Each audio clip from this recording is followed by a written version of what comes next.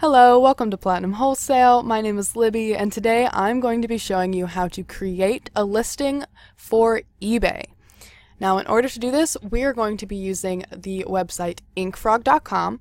We use this for eBay listings only, and it uploads the listing directly to eBay for us. It's very handy, and all you'll have to do is go to this URL here. I'm already signed in.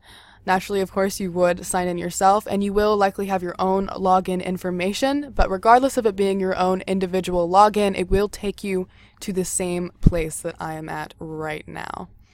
So you would sign in, and it's going to take you to this home page right here. So to create a listing, the first thing you're going to do, of course, is come over here to the top right corner and select Create New Listing. Now, the first step to creating a listing is probably the most important step, because if you don't do this right away first thing, you're going to end up having to start all over again at the end from scratch, and no one wants to do that. So first thing you do every single time is come back up to the top right and click and select this little pre-fill button, and from there you're going to select Master Profile. And you're going to click Pre-fill from Selected. Now this automatically corrects our eBay account to the correct one.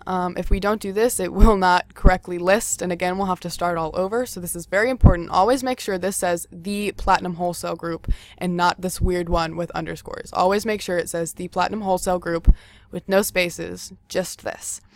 And the reason that we do the master pre-fill is because it will give you automatically a nice little instruction template of how you are generally going to want to fill out this listing. So as you can see, as compared to before when it was all blank and empty and a little overwhelming looking, it now gives you some guidelines. So the first thing you're going to want to do is create your title. Now, for this, we're going to be using an item that we have. It is a water fountain. So, the majority of our inventory, you're going to be able to find it on boxfox.com. So, we're going to go there. And we are going to log in. Here we are. And you're going to want to go to buying right up here. And I go ahead and do this right off the bat just so I can make sure I am putting in all the correct information right away. So I am looking for a particular water fountain. It's either going to be, and this can be a bit tedious as sometimes you kind of have to dig for the item you're listing for in here. It's either going to be under this In Process tab or under the Completed tab. So we're going to check here first for it. Looks like it's not here, so we're going to go to Completed.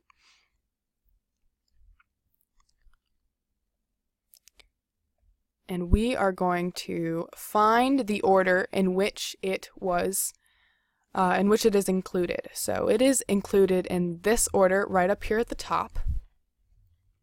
Sometimes you do have to scroll. As you can see the different types of orders we put in, and various items will be in these orders. So again, it does take some digging sometimes, but generally it's not too difficult to find.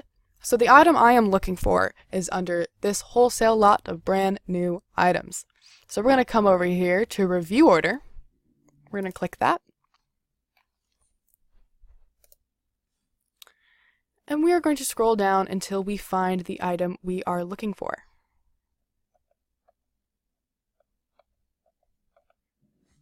There's a lot of pages. I'm just going to go ahead and pause this till I find it for you. Just take some scrolling. Alright, after some scrolling, I have found the item I was looking for. Today we are going to be listing this enchantment water fountain. Very interesting looking. As you can see, the brand is Bardenshire Enchantment, and this is the style number, but we'll get to that later. So now that we know that this is where our item is, we're going to come back to inkFrog, and we're going to start devising our title. Now, as you saw before, I deleted everything here. You're going to want to fill as many characters as possible for this title. As many of the 80 possible characters that you can fill, you want as many of those filled out as possible. Now, dependent on the state of the item, will typically determine your first word. Now, this item is a brand new item. It has been opened, but if it is a new item, the first thing you're going to want to do is type new in all caps, because people love brand new items. So, the next thing I typically do is type in the brand name, which in this case is Bardenshire. And it is an enchantment water fountain.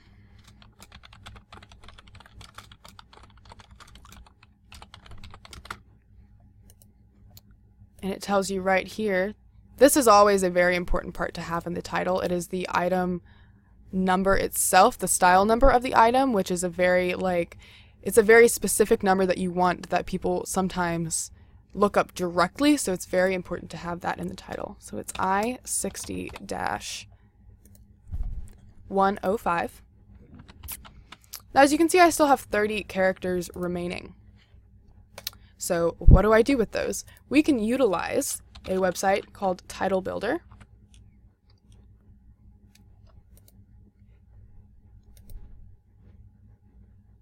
Title-builder.com. You just scroll down here and click Get Your Item Title. And you can type in 2 to 4 keywords. So we're going to say Bardenshire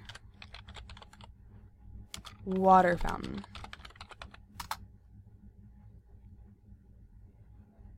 And as you can see, it found our item.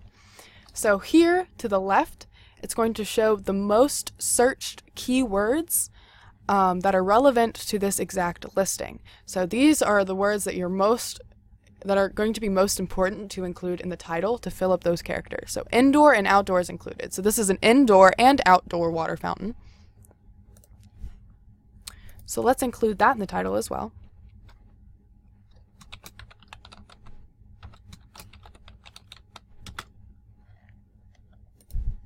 And we can see what else they have for us to include. The words luxury, electric, these are all important words to have in there. So as you can see, this is a electric water fountain. That's important information for the customer to know. And it is a luxury item. The retail value of this item is in the hundreds of dollars. Unfortunately, we're not going to be selling it for that much, but it is a luxury item. So that's good, important information to have in the title that's going to make a customer more keen on buying this one as opposed to others. So let's include the words luxury and electric in here and see how many characters that fills up.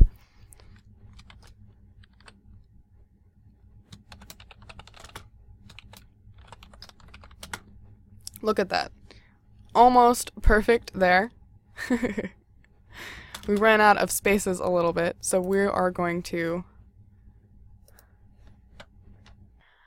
try to figure out how we want to get around this weird lack of space that we have. So we can either remove some words and decide which one is most important to have, just because it doesn't make any sense for there to be no space in between some of these words. If it did, we could work with that. But for this particular example, it does not. So I would say we could exclude the word outdoor.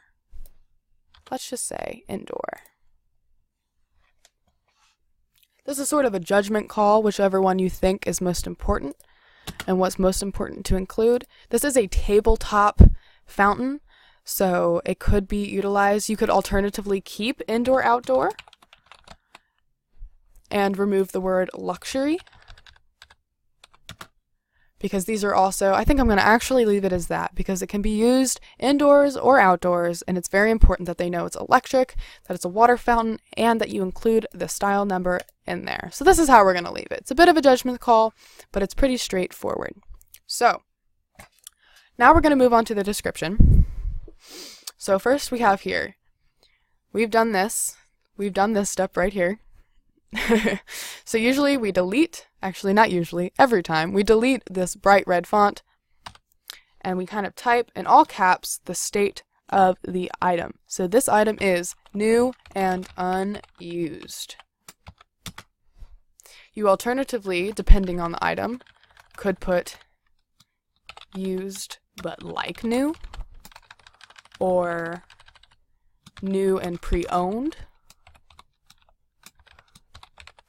It's really dependent on the specific item that you are listing, but this particular item is new and unused. I tend to change this font color from red to black. We don't want to scare them. It doesn't have to be right in your face red. We're just going to make that black. That'll be fine.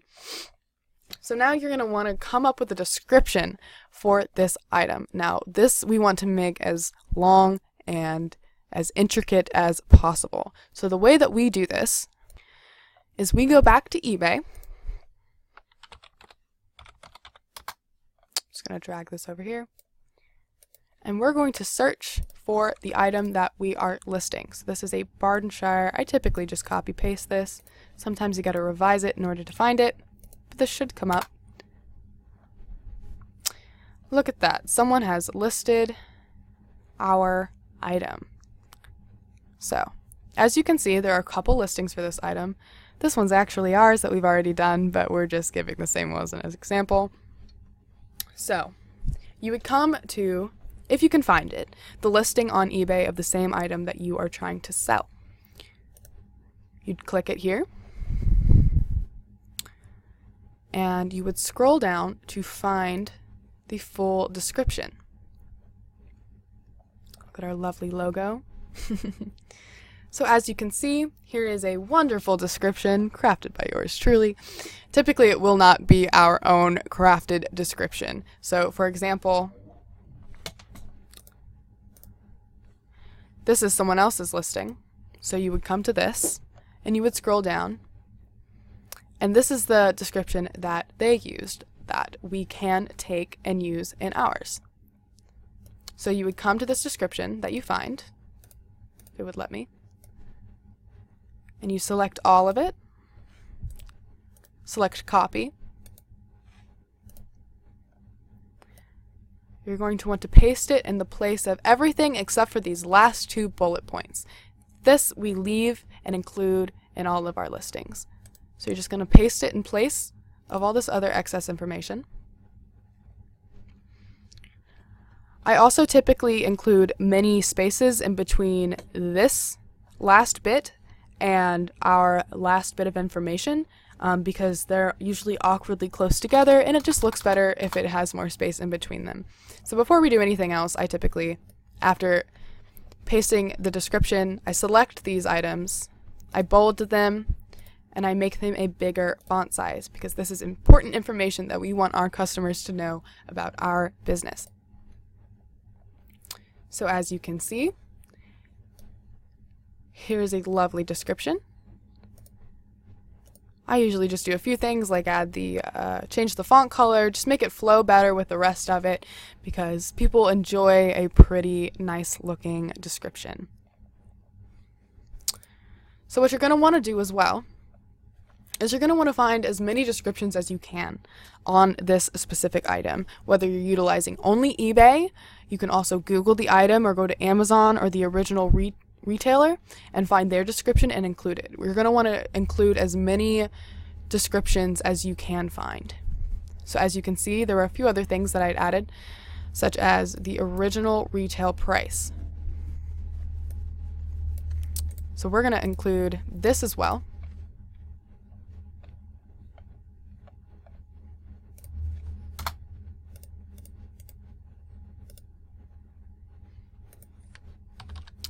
And if you look up this item on Google,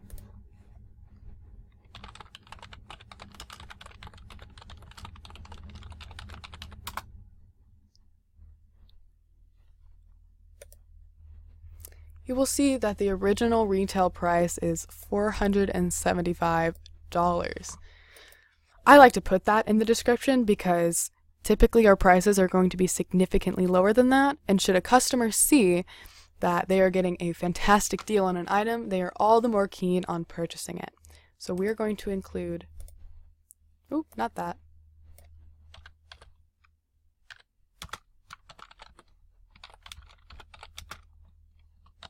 that the original retail value is $475. And just like that, you have a wonderful description. Now the next thing you're going to want to worry about is directly underneath the description box, and it's called the UPC right here.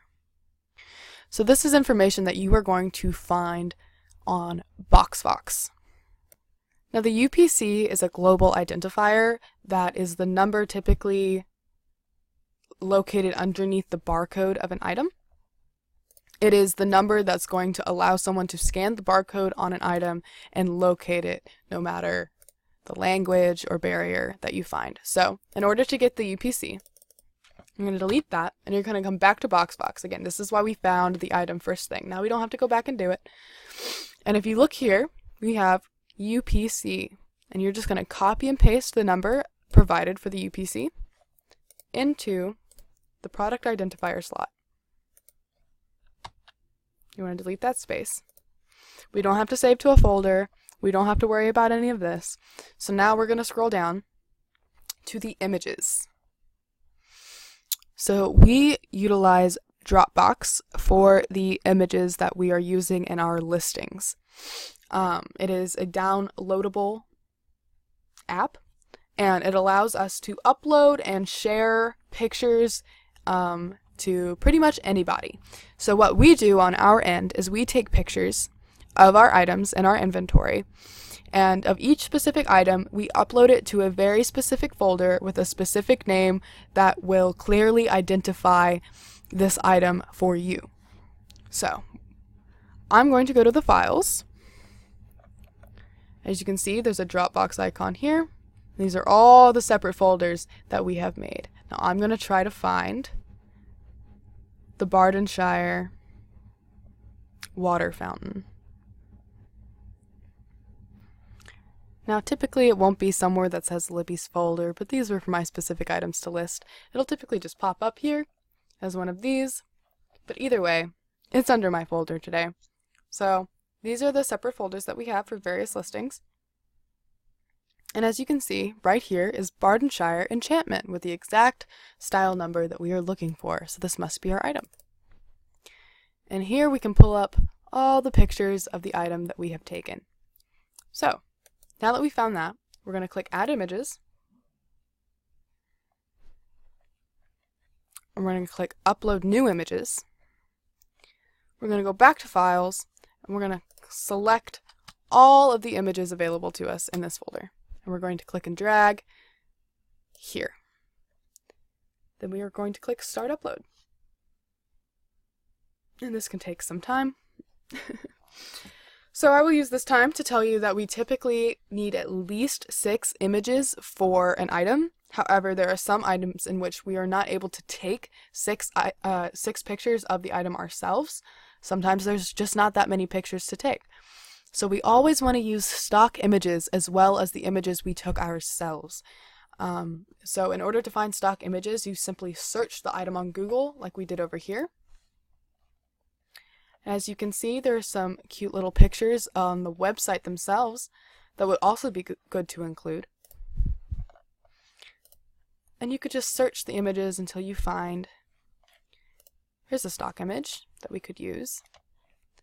Various pictures that showcase the item better than we are able to in our photo taking area here at our base location in Ohio. So you always want to include stock images. We will occasionally be uploading some of these for you. Sometimes you'll have to search for them yourself. But if you are searching for them yourselves, you would simply right-click an image, save the image as, and then you could scroll to find that same Dropbox folder and simply upload it to that exact folder as well. So they're all nice and neat in one location. But we don't have to do that right now. So as you can see, all these pictures are nice and uploaded. The first image is going to be the first image that people see when they're looking for it. So I always like to put these in a nice order that I would like to see an item. As you can see, there's pictures taken of every angle of this item, close-ups of the item, as well as paracord and all of these things. You want to make sure all of these things are included. And of course, we can go here, save a stock image.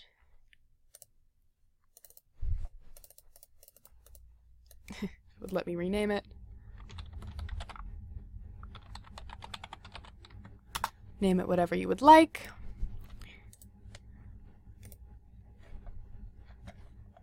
I like to save a good few.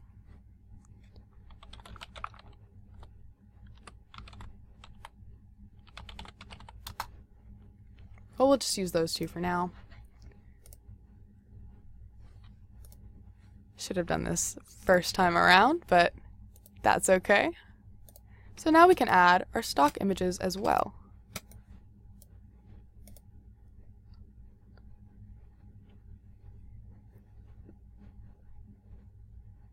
They take their time loading most of the time. And typically, whatever stock images we have, we want to include first. We want those to be the first picture that people see. So they'll see what the item is supposed to look like, and then they'll see what it actually looks like in our inventory, which hopefully is generally very similar. Alright, so after your pictures are uploaded, the next thing you're going to do is scroll directly underneath it and click Unlink Listing. And it's directly underneath. This is the only thing that you're going to need to click Unlink for. And it'll give you all these fun new options to play with. So, next you're going to want to select the eBay category. So you're going to click this first part right here. You're going to click Browse. Type in a keyword or two. I'll type in fountain. For some reason that didn't work. That worked. Alright, and then it's going to give you some categories that are relevant to the keywords you searched. So, we have home and garden, home decor, indoor fountains. We have this one as well. And it's really sort of just a judgment call which one you think is going to be the best fit. I'm going to say this one. Now, we never select a secondary eBay category. This is because it charges us more money to have a secondary eBay category, and it's unnecessary, so we never mess with that. All this in between, you never have to worry about, as long as you did, of course, click Master Prefill. And the only thing else in this section that you're going to have to worry about is the store category 1. Again, we don't do a second category because that does charge us more money unnecessarily. So now you're going to find the best fitting category here. So just scroll down, see which one it best fits in. I'd say home and garden is a good place to put this. Alright, now this section is done. And now one of the most important parts of creating a listing comes next, and that is referring to the item specifics. Now we want to fill out as many item specifics as humanly possible. So, the first thing we're going to worry about is the item condition. This is a brand new item, however, the box has been opened. It was actually opened when delivered to us, and there's nothing we can do about that, so while it is new, we're going to have to select Open Box. But it has not been used, and we're not selling it for parts, and it is functional. So we're just going to click Open Box. At the end here, you're going to describe the condition of the item. If it is new and unused, type that. You can either put used, pre-owned. It's very dependent on the item itself. Typically, I would imagine that this information is also going to be included occasionally in the Dropbox folder name for you. I like to include, if there is an open box, that it is, or the package has been touched and is not in brand new condition. I like to include that it was typically only opened so we could inspect our item and take pictures of it.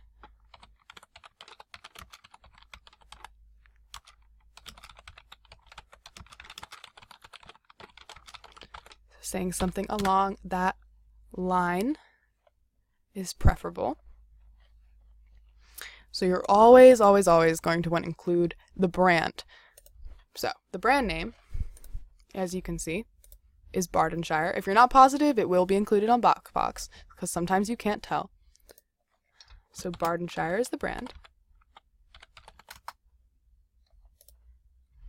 Next thing you're going to worry about is the MPN. Now, typically, the MPN is going to be located on the item. It stands for the manufacturer part number. But in this instance, I am not able to locate the MPN for this specific item. So, should you not be able to locate the MPN, and it also it doesn't always require the MPN to be in this field. You do always want to have it.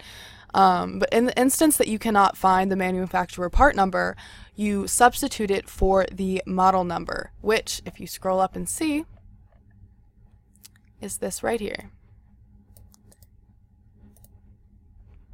So we're going to use that instead as a substitute. So now you have all these various options to fill out. Now, if these seem overwhelming or confusing to you, don't worry, because they often seem confusing to us, especially if the item is something that is very unfamiliar and we don't know a lot about. So what's a handy thing to do here is to take yourself back to eBay, to the same listing that you were hopefully able to find of the same item. And if you can scroll down, you can also see the item number that they have. Not the item number, excuse me. You can see their item specifics here. Actually, and if you look at that, they have the MPN right there. Must have just skipped over that. So we can actually use that as well for our MPN today. But in the instance you can find it, again, use the model number. I'm going to delete that space. So as you can see, they have the material, power source, theme, model, and type filled out. Now these are pretty much very important item specifics that we're going to want to have all these filled out as well. So the model number is again what I had previously copied.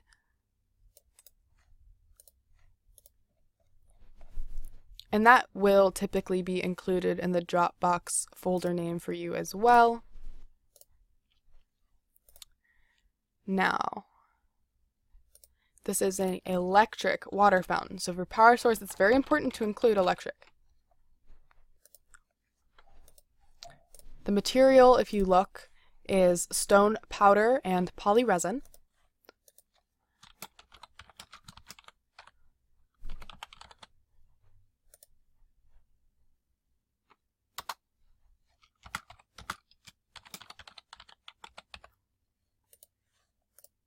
They also have included the theme as well as the type. So the theme is enchantment, as you can also see in the title. That is the name of the specific model. And the type pretty much just dictates what the item is. In this case, it is an electric water fountain. So the reason that the item specifics are so important, and it's very vital that we fill out as many as we possibly can, is because the item specific is what customers use to narrow down their search results on eBay. So the more of these we have filled out, the more likely it is will continue to show up when people narrow down their search engines. So color is a bit I wouldn't say it's applicable to this specific item, as you have a bunch of colors going on. It's not really one set color. But again, modified item sometimes pops up. It's usually not a modified item. And that's about all that we can put in for this one. But as you can see, we did as many as we possibly could.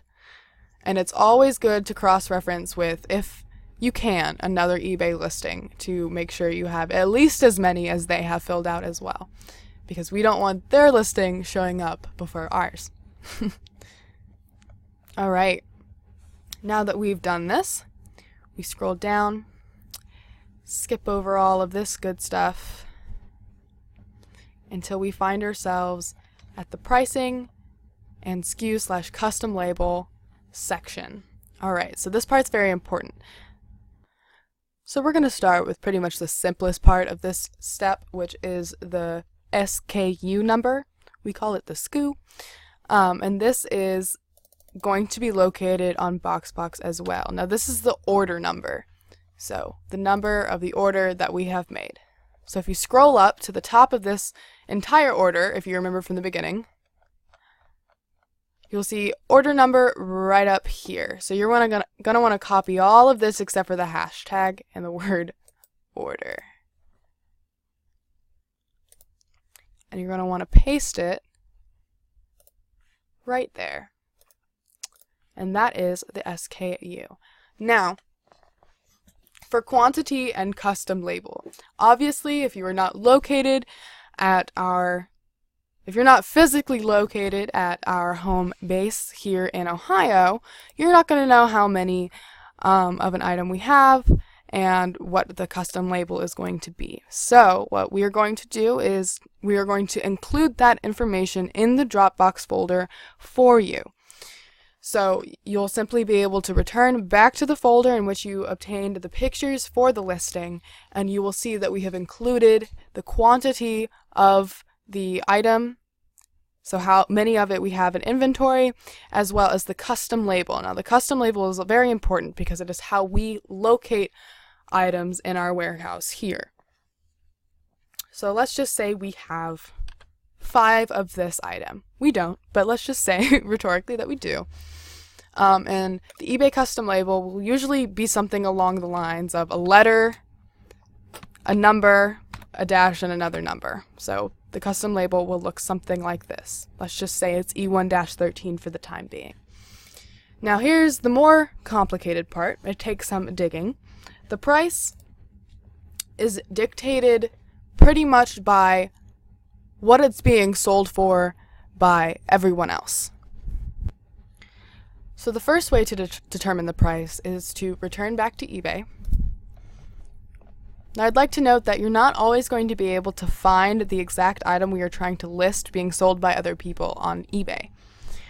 The majority of the time you will be able to, but in some cases you won't, but I'll cover how you do that here in a little bit. So the first way to determine the price is to return to eBay. You're going to want to find or search your item, and it looks like there's just this person selling it. Now this is actually us. This is Platinum Wholesale's original listing of this item. So we're just going to pretend that's not there. But as you can see, originally there was only this other person's listing of this exact item. So sometimes there will be more than one. Often there will be more than one. So what you're going to want to do is you're going to want to find the cheapest price on your exact item that also has free shipping. So say the item below this was exactly the same and it was $55 and free shipping, then we would use that. But because it's not there and because there is no option here with free shipping, what we're going to do in this instance, because there is no free shipping option and this is the cheapest available price that we're able to find, we're going to take this price here and we're going to add the shipping cost to it.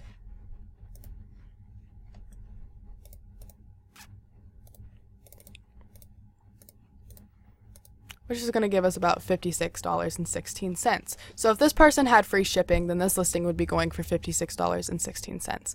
So you're going to want to find the cheapest item, the cheapest listing of this exact item, and you're going to dock it down about $1. However, if there is no free shipping, always add the shipping cost to the cheapest price. So that way, because we offer free shipping, it will still come out cheaper than their item. So let's just pretend this person has free shipping and they're actually listing it for $56.16, and that is the cheapest price that we can find on a similar listing. So since it is $56.16, we're just going to take off $1 from that. Gives us about $55. So what you're going to want to do once you've taken off $1 from the lowest price, you're going to want to multiply it by 1.6.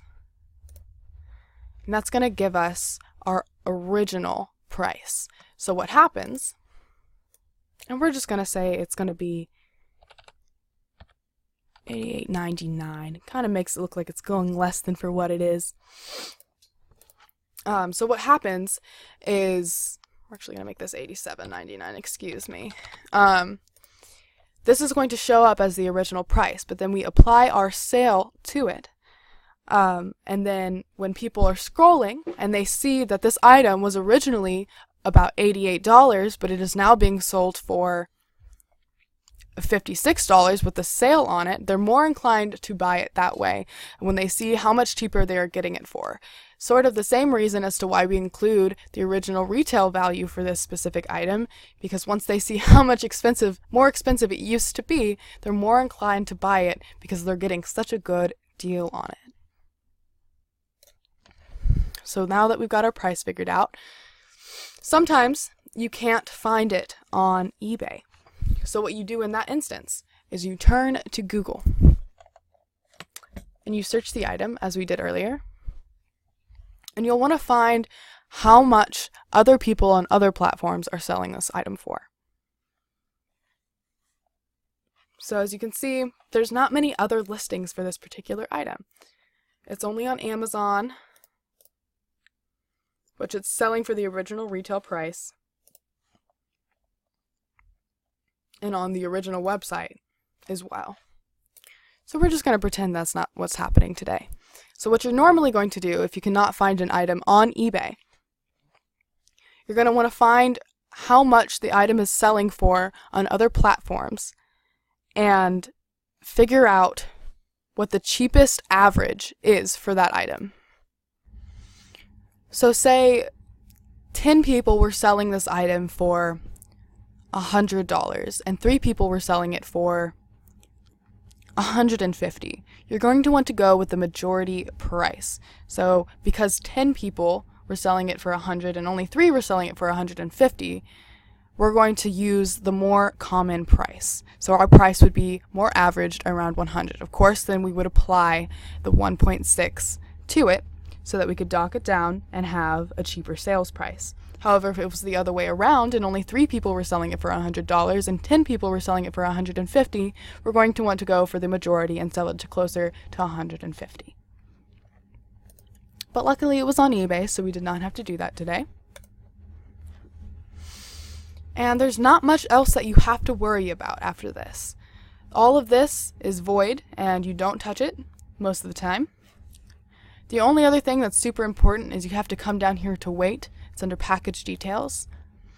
And we just put in a 1. This is typically not something that we worry about. It doesn't affect much, but if there's not a number in this item or in this slot right here, it doesn't let us list the item.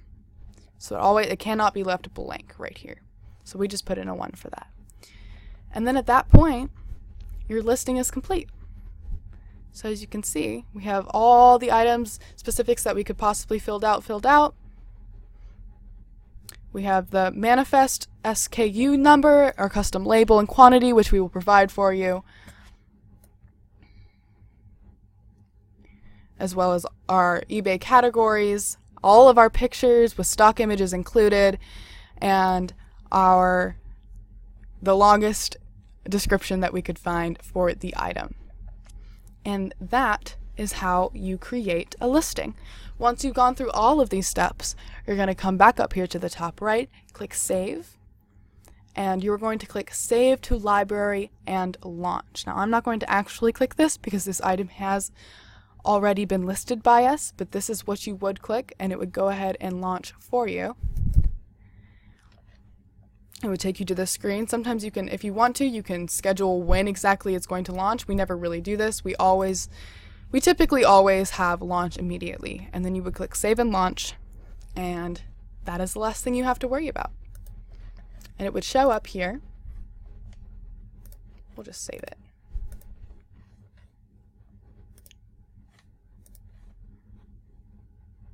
This is what you will see after you've saved and launched it. You can either continue on to create another listing, edit it, or view it on the library. And you want to always make sure that the item has gone through.